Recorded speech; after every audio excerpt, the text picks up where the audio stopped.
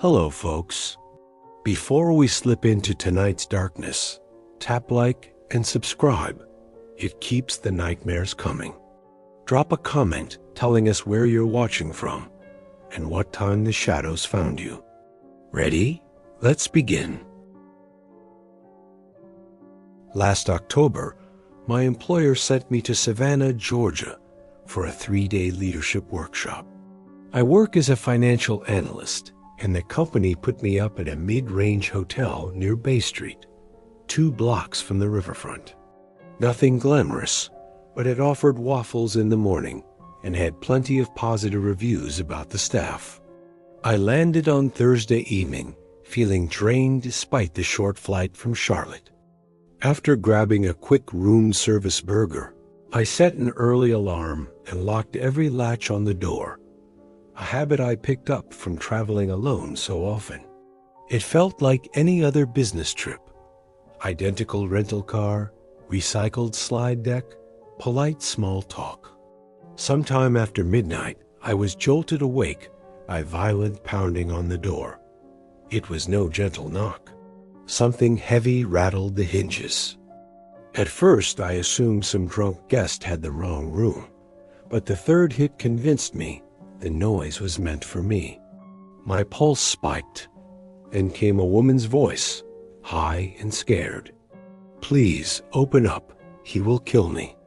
The desperation cut through the hallway silence like a siren. Every instinct told me to stay put, yet something in that voice got past my caution. I engaged the security latch and cracked the door. A woman stood barefoot in the corridor, hair plastered to her cheeks, mascara streaked. She looked mid-20s at most. "He followed me here," she whispered, eyes darting toward the elevator. "Please, I saw him out by my window. I have nowhere else to go." Before I could fully process, I released the latch. She slipped inside, locked both bolts, and pressed herself to the wood, struggling to breathe. I asked whether she had called the police. She shook her head so hard her damp hair slapped her shoulders. "No service on my phone," I tried. "Just let me stay until dawn." Sleep vanished. She introduced herself as Kayla and said she had driven down from Orangeburg, South Carolina, that morning to hide from a violent ex-boyfriend. Her hands quivered as she talked. A fresh cut traced the back of her right hand. She claimed she scraped it while climbing out of her apartment window. I offered bottled water from the mini fridge and again suggested dialing 911. "If he learns I talked to cops, it will be worse," she replied, voice cracking. Something about the way she hugged her arms made me fall silent. I propped myself in the desk chair while she paced the room in restless circles. My mind ran over 100 scenarios, none comforting. Why hadn't she asked the front desk for help? Why not call from the lobby phone? Around 3 a.m., exhaustion overtook her, and she curled up in the armchair near the curtain, knees tucked under her chin. I sat on the edge of the bed, staring at the popcorn ceiling, too wired to blink. The air conditioning hummed like distant machinery. At some point, I lifted my phone, set it to silent, and texted my younger brother in Raleigh. "Just a precaution. Strange situation in my hotel room. I'll explain tomorrow." Then I waited, counting my breaths. A little after 5, I must have nodded off. When I opened my eyes, the armchair was empty. Panic jolted me upright until I heard running water behind the bathroom door. Soft music drifted out, an upbeat pop song that felt wildly out of place. That was when I noticed her purse on the carpet beside the chair, half unzipped. Something cold settled in my gut.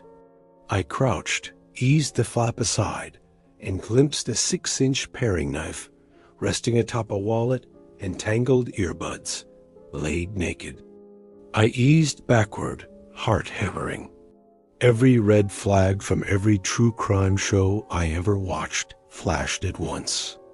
I perched on the mattress, rehearsing possible exits. Could I grab my suitcase and slip out before she finished showering? What if she stepped out mid-escape? The water shut off. I barely managed a neutral expression before the door opened. She emerged wrapped in a white towel, steam curling around her like fog. "Thanks for letting me crash," she said, smiling as though we were old college friends. "I needed that." I forced a nod. "Glad you're okay." She settled into the chair, crossed her legs, and studied me. "You didn't call anybody, did you?" Her voice stayed soft, but there was a chill beneath it. I lied. "No, phone's dead." She held my gaze a second too long, then relaxed. "Good. I just need to get out of Georgia. If you could drive me across the state line after breakfast to a motel near Jacksonville, I will figure things out from there." Suddenly, this was no longer awkward. It was life-threatening. I agreed with a tight smile, buying time, then said I would grab some ice. The moment the latch clicked behind me, I walked fast, nearly ran, down the carpeted hall to the elevator. My legs felt numb. I left everything, even my laptop, in that room. Barefoot, clutching nothing but my phone, I marched across the lobby to the night auditor's desk and blurted out what was happening. The clerk's eyes widened. He summoned security without hesitation. They guided me to a back office where the hotel manager kept me while they called Savannah PD. 20 minutes later, officers arrived and took my statement. Together, we rode the elevator to room 514. The door stood ajar. My suitcase lay open on the bed, clothes scattered, but Kayla was gone.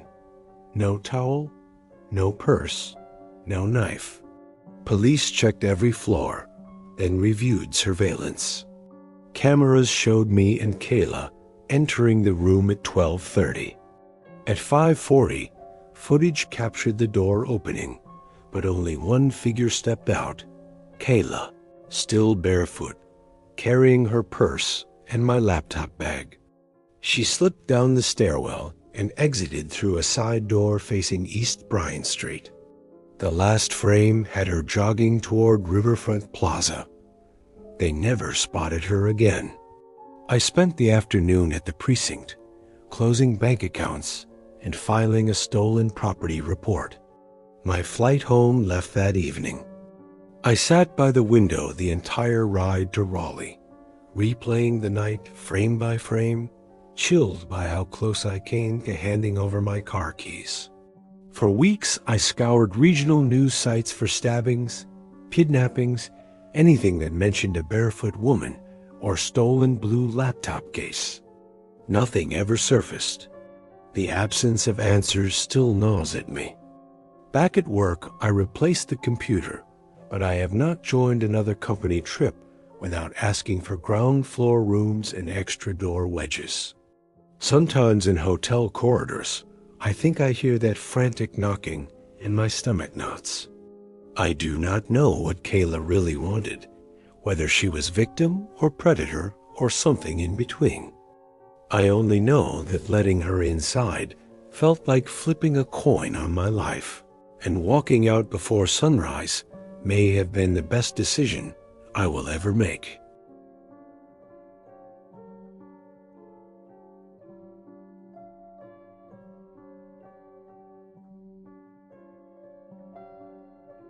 I spent 5 years running long-haul loads across the Gulf states, rolling steady miles between Oklahoma City and Jacksonville. Sketchy truck stops, late-night breakdowns, and odd hitchhikers never rattled me. But one detour outside rural Alabama still coils in my mind whenever my headlights cut through empty back roads. The incident happened 2 summers ago, somewhere east of Monroeville. on a humid evening lit by fireflies and the pink smear of sunset. My GPS dropped out for half an hour that night, replacing the blue navigation arrow with a spinning gray circle. I cruised on instinct until the paved two-lane pitched downward and crumbled into gravel without warning. Tall pines crowded both shoulders, their branches locking overhead like the ribs of some enormous beast. I clicked my high beams and eased off the throttle, figuring I would stop at the first place that sold caffeine and directions. Dusk thinned to violet when I spotted a warped wooden post beside the road. The paint was so faded, I had to blink twice before the lettering made sense. Pine Haven Motor Court, groceries. A gravel drive hooked right and disappeared behind a stand of kudzu. 100 yards later, my headlights washed over a sagging, clapboard building with a single beer neon, buzzing crimson in the front window. Tired but functional, I thought, the kind of place that smells like varnish, menthols, and damp magazines the moment you cross the threshold. Inside, a man in his late 60s leaned on the register as if the counter were the only thing keeping him upright. His skin looked tanned like old saddle leather. A Braves cap rode low over eyes as flat as river stones. He offered no greeting, no nod, just a steady stare that cooled the room more than the wheezing air conditioner. I asked about a vacancy. He rasped that he had the last key, then slid a tarnished metal tag across the counter and pointed at a narrow hallway. I could sign the ledger later, he said. Too exhausted to argue, I lugged my duffel to the room. It felt like a time capsule from 1984, complete with brown and orange curtains, a dusty tube television bolted to the dresser, and carpet that clung to my boots. I splashed water on my face, promised myself 5 minutes, and headed back for snacks. That was when the alarm inside me woke up. The clerk had not moved from his post, yet his posture felt sharper, as though something had switched him from standby to record. He asked whether I wanted something worth the money and wrapped a yellow fingernail on a dented freezer door beside the cooler. Best eats in the house back there, he said. Come take a look. I laughed it off and said chips were fine, but he pressed twice more, voice smooth and measured. Real special treats, colder the better. Folks come back just for these.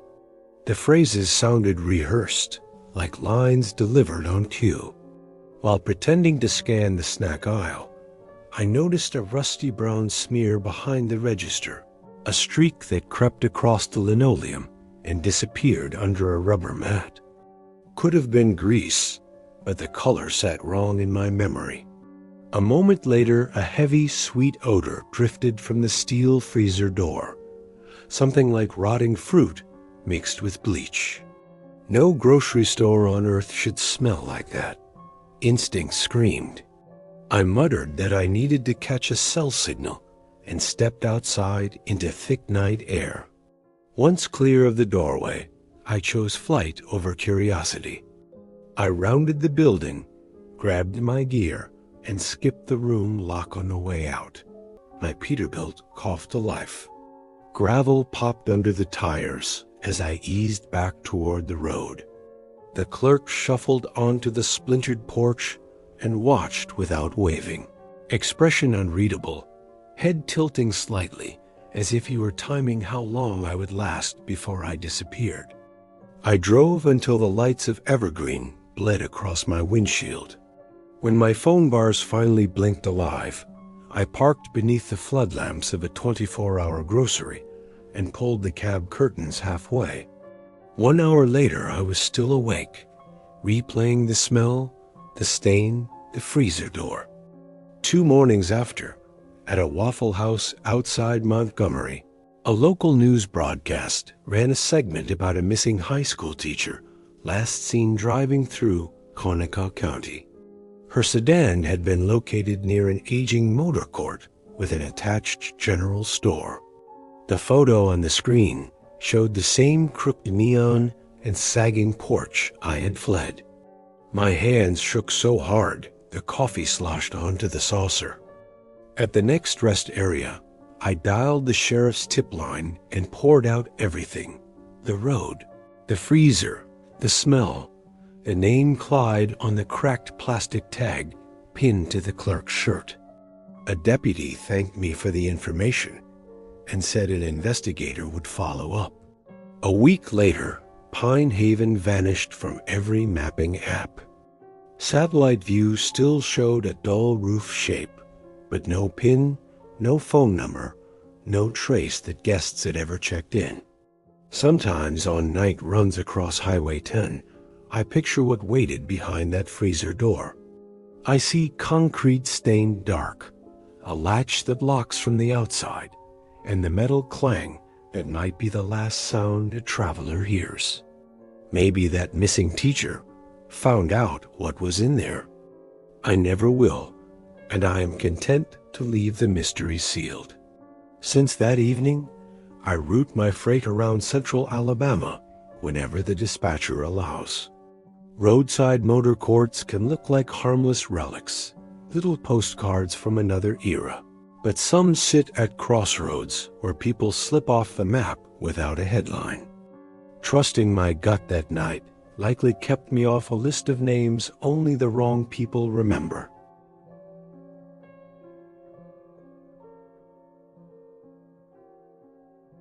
I am 32, a nurse from Kentucky, and last August I nearly bled out behind a shabby motel on the border between North Carolina and Tennessee for nothing more than a can of soda.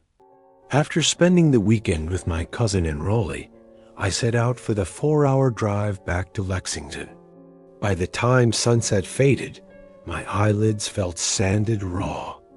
White lane markers on I-26 blurred into glowing ropes. At exit 27, I surrendered, following a sputtering vacancy sign toward a weather-beaten one-story motor lodge outside Johnson City. A swarm of moths battered its broken neon while sticky summer air pressed against my skin. The lobby smelled of bleach and burnt coffee. A gray-haired clerk worked a crossword behind cloudy plexiglass, barely bothering to lift her gaze, while sliding me the battered key for room 112.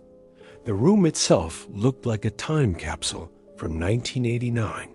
Yellowed wallpaper, rattling window unit, stiff floral bedspread. Still, all I wanted was a shower and 6 hours of sleep. Around 10, I decided that a cold drink might ease the post-shift headache humming behind my temples. I slipped on sneakers and crossed the parking lot, which held only a rusty blue pickup and a silver sedan missing its hubcaps. Humidity clung to me like a damp sheet, thunder muttering somewhere in the hills, cicadas buzzing loud enough to vibrate in my chest. The vending machines waited in a recessed alcove at the far corner, half hidden by 2 ice makers that had long ago given up the ghost. While I fed quarters into the slot, a low voice sounded right behind me. "Ma'am, do you know if the office is still open?" I locked myself out. The stranger looked late 30s, denim jacket despite the swampy heat, stubble shadowing a jittery jaw. His pupils bounced over my face in quick cuts that gave me an instant prickle of unease. I forced a polite nod and offered to show him the way to the lobby. He walked too close, boot heels scraping in time with mine. Halfway around the corner, I realized how deserted this stretch truly was. No windows were lit, no engines hummed, only crickets and the dull thrum of distant traffic. I pointed toward the office door, but the man kept staring at me rather than at the building. His shoulders tightened, both hands disappearing under the jacket. A flash of metal winked in the corridor light, a long serrated blade. "You weren't supposed to see anything," he whispered, voice shredded by adrenaline. "What?" My reply came out thin and high. Before I could retreat, he shoved me into the cinder block wall. Fire ripped across my left ribs. Warm blood soaked my scrub top. I screamed, half pain, half rage. He raised the knife again. Boots thundered over asphalt. A shout cracked the night.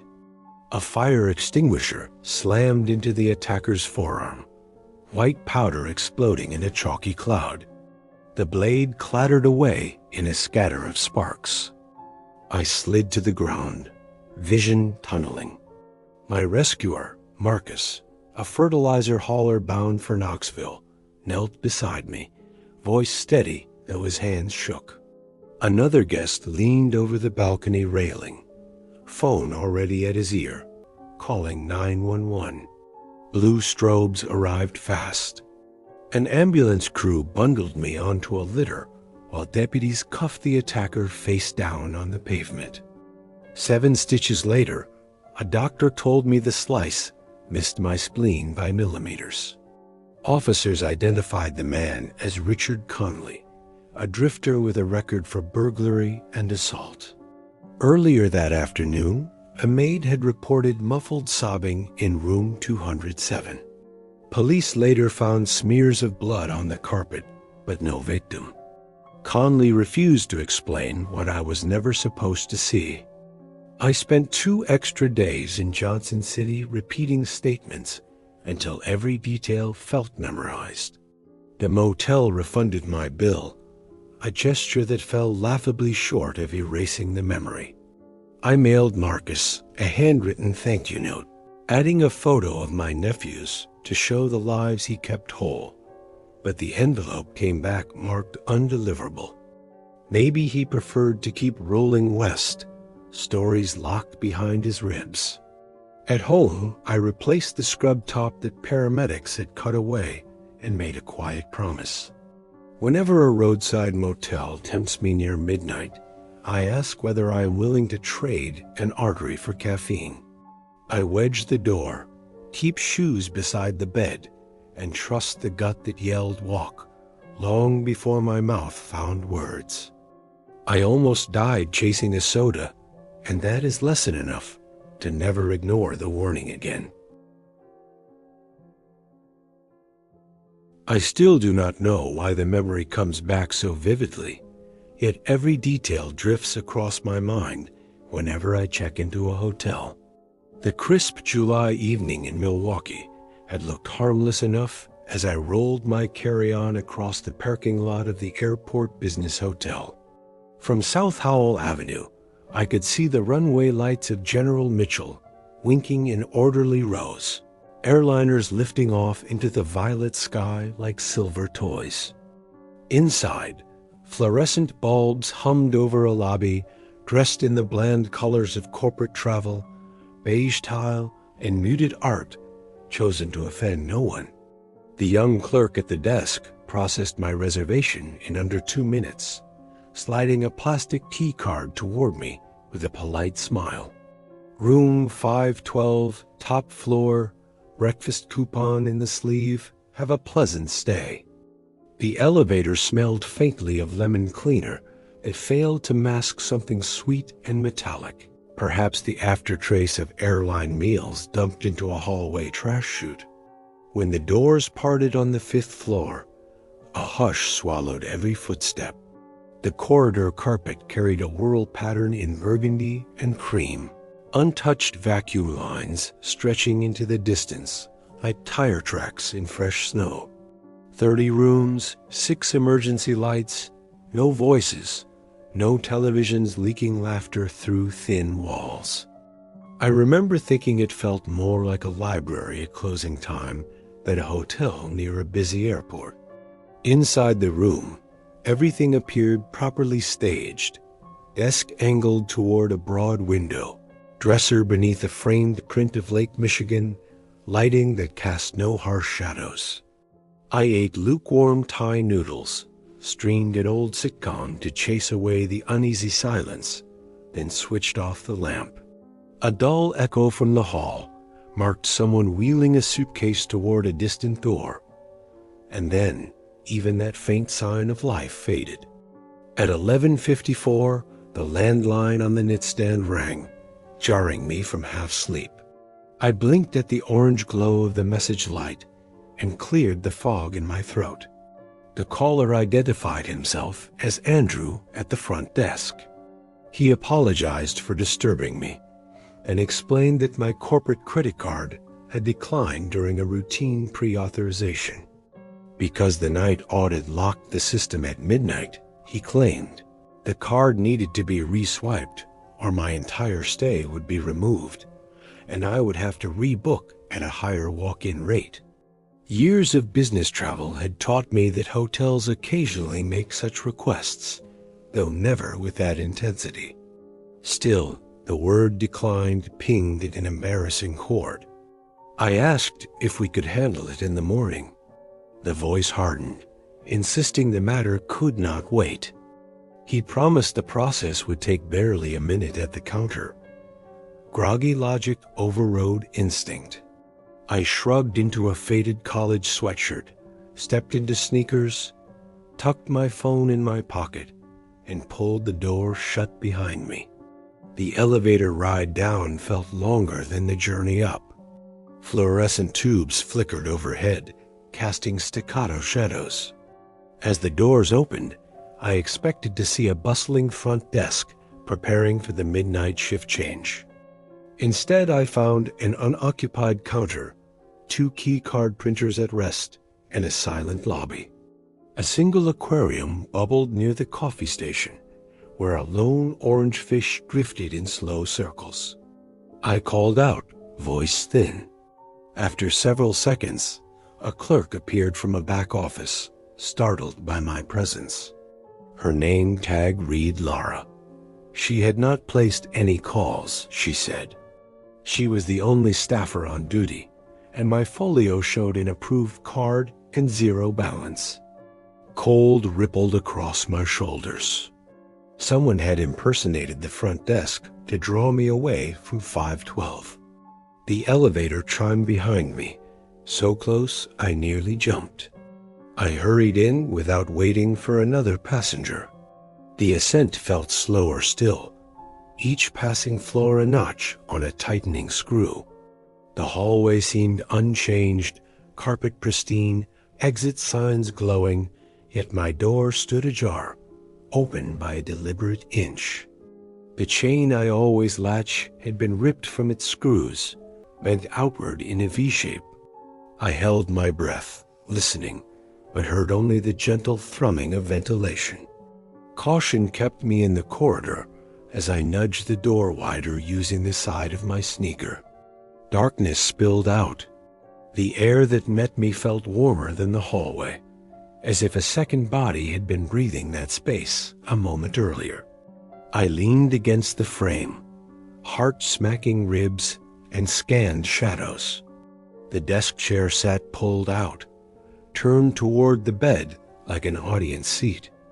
My suitcase remained by the desk, though its outside pocket was unzipped. The knitstand drawer gaped, Gideon Bible half extracted, as though someone had rifled through every hiding place. My phone, which I had left charging, rested on the comforter face down, screen smeared with an oily fingerprint. The landline emitted a thin hiss, a noise like a distant radio station just off frequency. Every instinct shouted retreat, yet I knew staying exposed in the hallway invited whoever had entered to slip back out another stairwell. I shut the door, threw the deadbolt, and dragged the desk chair under the handle until its back wedged tight against the knob. The only heavy object within reach was the plastic ice bucket. I gripped it by the rim, ridiculous weapon though it was, and planted myself on the carpet with my back to the dresser, eyes fixed on the door. Minutes bled into hours. Airplane engines roared faintly outside, and an occasional door slammed far down the corridor. Each noise felt magnified, amplified by the question of whether it belonged to an ordinary guest or to the unseen caller. My mind rehearsed the earlier conversation, memorizing the cadence of the voice, searching for a clue I had overlooked. I played every what if in an endless loop. What if I had ignored the call? What if I had returned 10 minutes later? What if the chain had held? At first light, I crept to the bathroom, showered with the curtain half drawn so I could keep sight of the door through the steam. I packed in frantic bursts, checked pockets, rifled the lining of my suitcase, searching for missing items. Nothing was gone, not even a charger. Whoever had entered left no theft, no vandalism, only the message that the lock could fail and that someone had watched me leave. Downstairs, a new clerk named Marcus examined the call logs. There was no record of an outgoing call to 512. The hotel retained camera footage only for the lobby and parking lot. No devices covered the guest floors, a cost-saving measure. He apologized, offered loyalty points and hot breakfast on the house. I signed out with a pen that trembled between my fingers and stepped into the growing heat of the morning. Driving west on Layton Avenue, I found an all-night diner with neon letters buzzing pink over the windows. I parked, engine running, fingers drumming the steering wheel. Inside, truckers laughed over omelets, unaware of the static buzzing in my ears. I could not make myself leave the car.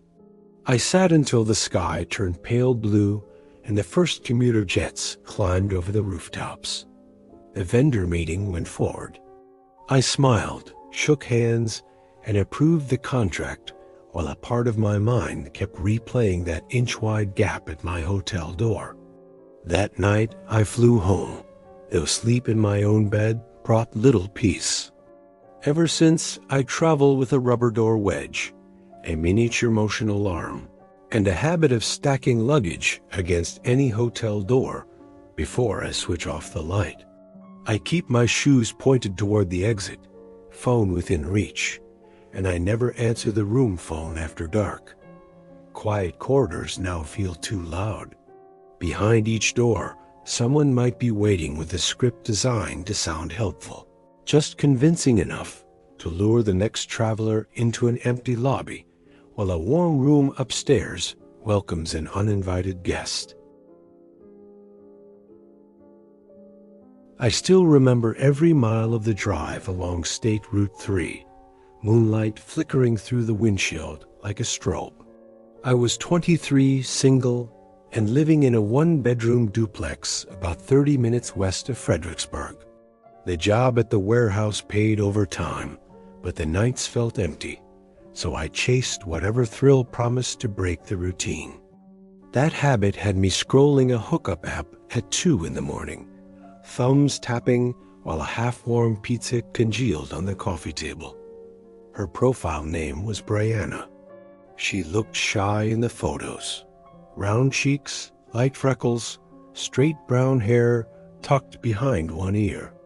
We traded jokes about graveyard shift hours, swapped blurry pictures of our coffees, and compared playlists. A week later, she sent an address: Red Maple Lodge in Danville, room 214, second floor. The text landed with a tiny vibration that felt like a challenge. I told myself it would be an hour-and-a-half drive, a story to tell later, nothing worse. On a sticky Friday night, I rolled into the motel lot a few minutes before 9:30. The Red Maple sat behind an abandoned gas station, its sign half lit, maple leaf logo missing a bulb, so it looked more like a crooked star. Only 2 vehicles waited under the buzzing sodium lamps: a dented teal Ford Ranger and a silver Toyota Camry with windows dark enough to swallow reflections. I killed the engine, wiped clammy palms on my jeans, and texted "Here." The reply came in less than a second. Doors open. Come on in. The floor of my stomach dropped a fraction, but the idea that hesitation would make me look scared pushed me forward. I pocketed my keys and walked toward the stairs. Paint peeled from the railings in sun-bleached curls. A single moth circled the only working sconce. Outside room 214, the doorframe showed a fresh scrape where the latch met the strike plate. The knob turned without resistance. She had meant it. The door was unlocked. Inside, the only light came from the bathroom, its bare bulb buzzing. The main room crouched in gloom, every corner drowning in undefined shapes. A woman sat on the mattress edge, hands in her lap, head tilted slightly away. The blue glow from the bathroom rim caught the shiny parts of her hair. I asked, "Brianna?" She nodded once, but the movement was slow, almost mechanical. In that half-light, I saw lines in her face that did not match the profile pictures.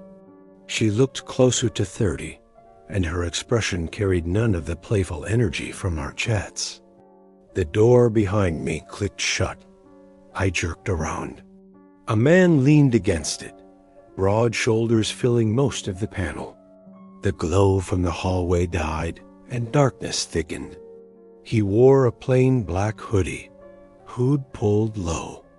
I glanced down to the floor between us, searching for something to say, some script that would reset the scene into casual misunderstanding.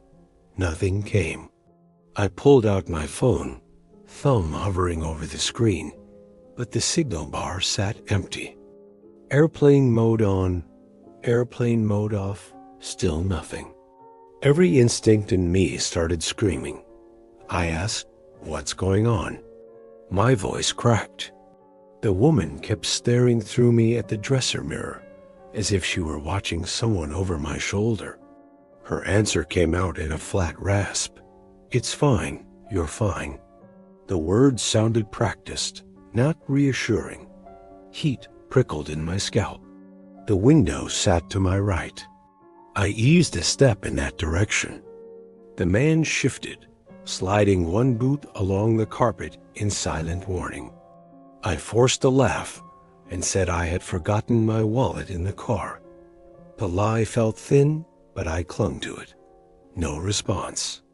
The room seemed to press inward, air flavored by cleaning fluid and something metallic. I moved closer to the curtains, parting them with 2 fingers, as if confirming my excuse. In the dim lot below, someone crouched beside my Civic. The Camry's passenger door hung open. Gloved hands rummaged through my glove compartment, papers flicking like cards. My pulse drummed in my ears.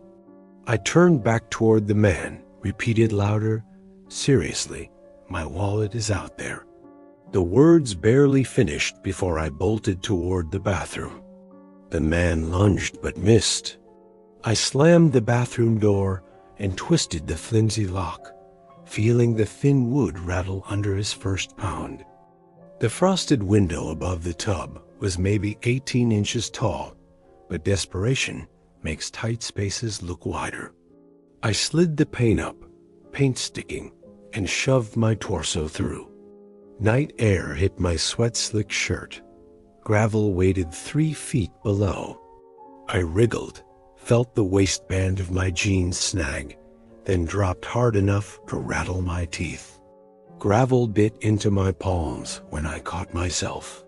From the other side of the building, the Camry's engine roared.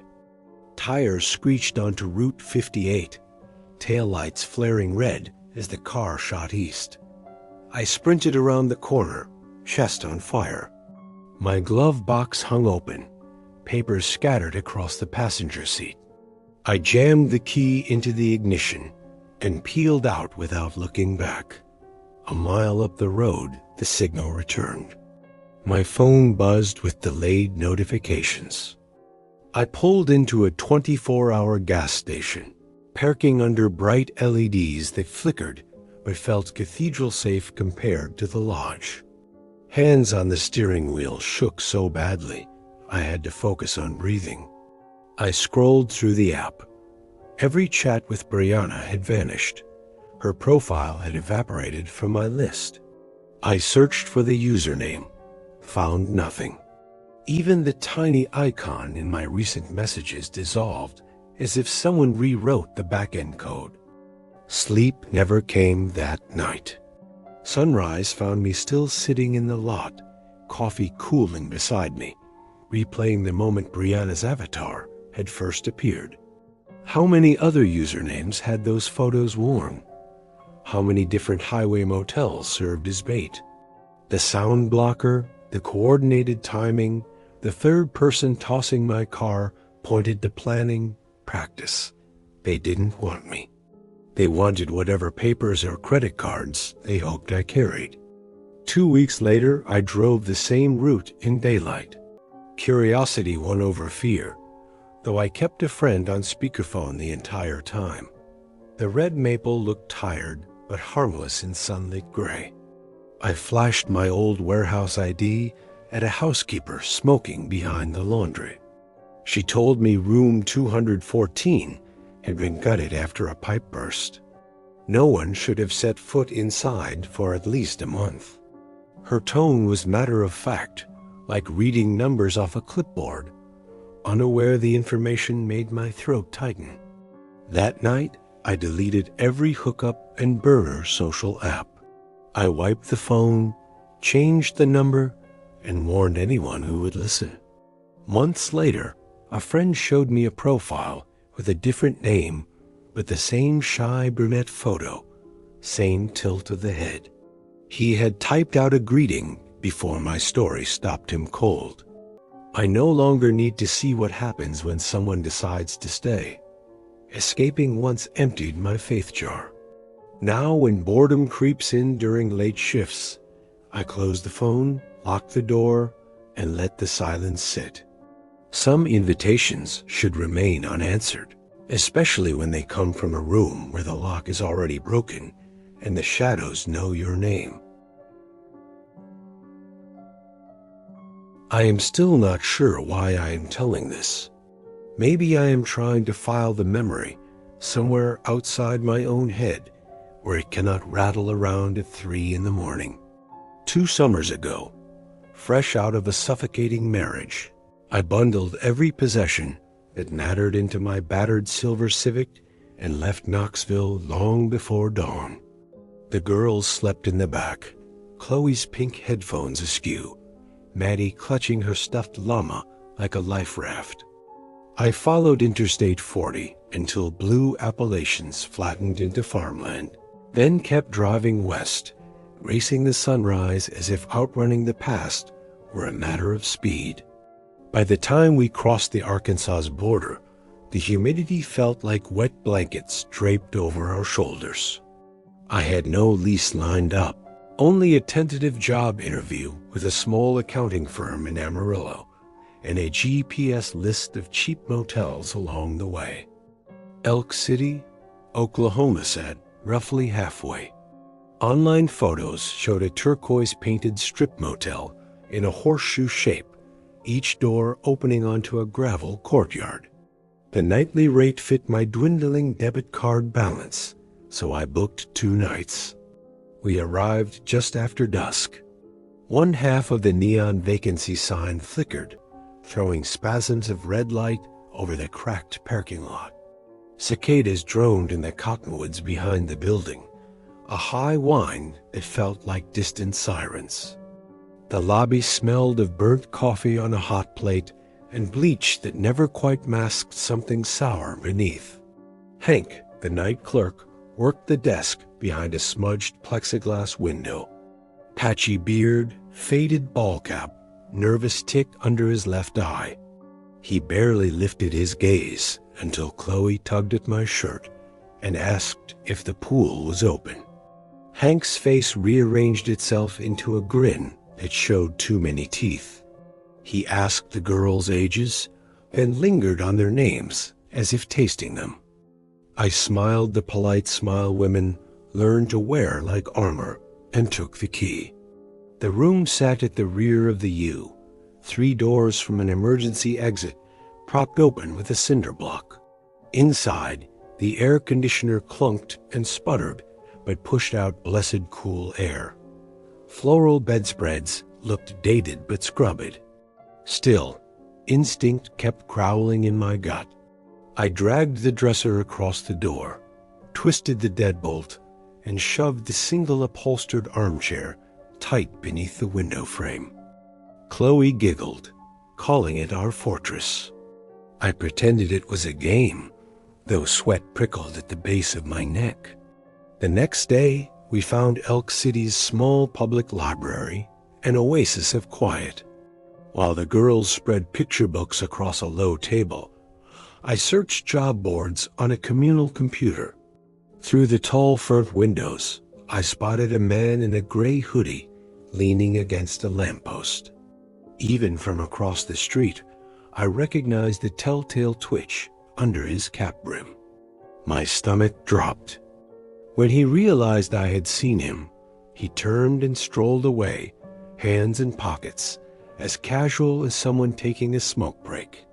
I checked out a stack of children's books, then herded the girls back to the car, scanning every face in the parking lot. That evening, I tried to convince myself Hank's appearance at the library was coincidence. Maybe he lived nearby. Maybe I was paranoid after the divorce, the cross-country sprint, the sudden responsibility of being the only adult in the room. Chloe and Maddie watched a cartoon on my laptop while I repacked our suitcases, making sure emergency snacks, water bottles, and my grandmother's little chef's knife were on top. At 11:30, a metallic clunk jolted me upright. The vending machine outside our window dispensed a can of soda, then rattled again like someone shaking it for extra change. Crunching footsteps moved along the gravel walk. I killed the room lamp. The TV screen went black. Moonlight bled through the cheap curtains. The handle of the window jiggled once, twice. I pressed my ear to the wall and heard steady breathing on the other side of the glass. My fingers found the cell phone in my pocket. I punched the desk number. No answer, only a recorded message about continental breakfast hours. On the 4th ring, I gave up and dialed 911. My voice shook as I whispered our location. The dispatcher kept me talking until red and blue lights flashed across the curtains. Gravel popped under tires. By the time deputies knocked, the footsteps had vanished. They searched the property, found no suspect, filled out a report, and assured me the cruiser would circle hourly. One deputy, a middle-aged woman with crow's feet, suggested I move to a different motel. She radioed the day manager, a smoker whose hoarse impatience crackled through the deputy's handset. "Hank works nights, never cause trouble," the manager insisted. "Guest is probably tired and jumpy." The deputy shrugged an apology and left. We spent the next morning at a diner near the interstate. The girls colored placemats while I picked at scrambled eggs. Through the plate glass window, I saw an old silver pickup idling across the street. Hank sat behind the wheel, cap pulled low, stare pinned to the restaurant entrance. Every instinct screamed that we were prey being studied.